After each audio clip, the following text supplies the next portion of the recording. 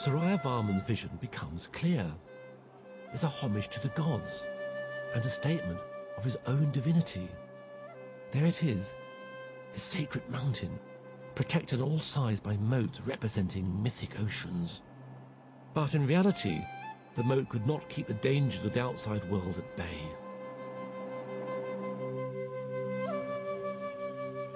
In 1177, the kingdom of Angkor was invaded by the neighbouring Chams from Vietnam, who sacked the temple. Angkor was plunged into darkness and despair.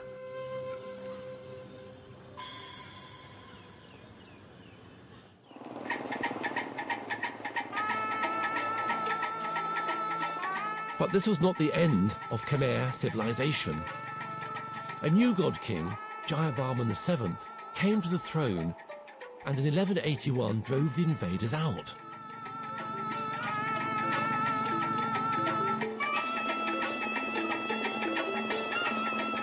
Jayavarman wanted to stamp his own imprint on Angkor, so a mile away from Angkor Wat, he built the city of Angkor Thom, a monument to his triumph, surrounded by a strong wall to defend it from future invaders. Jayavarman brought one major change to Angkor. He replaced Hinduism with Buddhism as the official religion.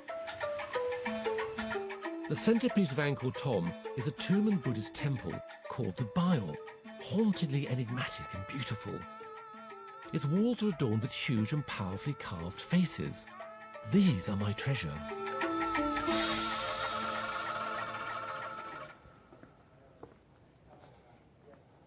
This place is all to do with politics and power, and such power. These towers incorporating these gigantic human faces, they really do capture the imagination. They are so haunting. It's quite hard really to explain why. They have such a enigmatic and persuasive quality, and they tell a very particular story.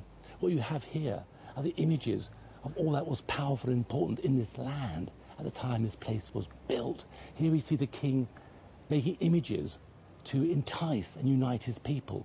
We have images of his great military commanders. We have images of the king himself. It's all here, all brought together in stone to speak of this land, to speak of how this land could be united.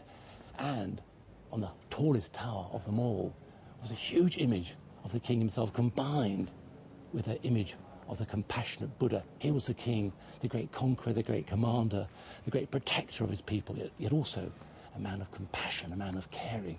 This is really absolutely brilliant political architecture.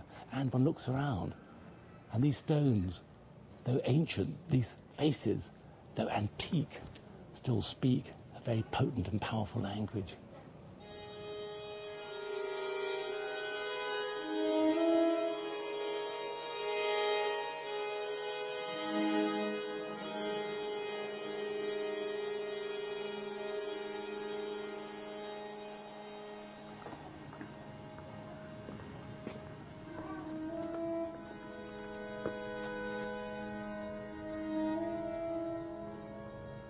There's nothing quite like these faces anywhere.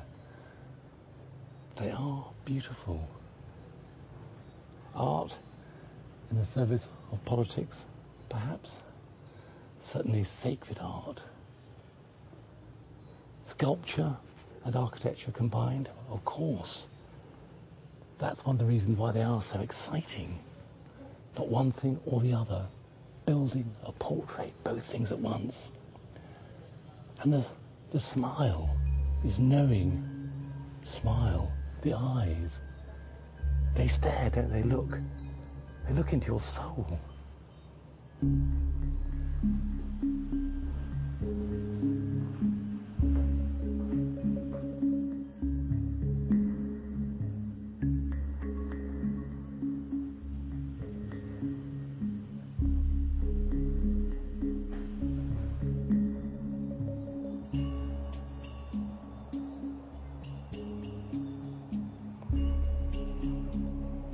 I've travelled through 2 continents in this programme and seen wonderful things.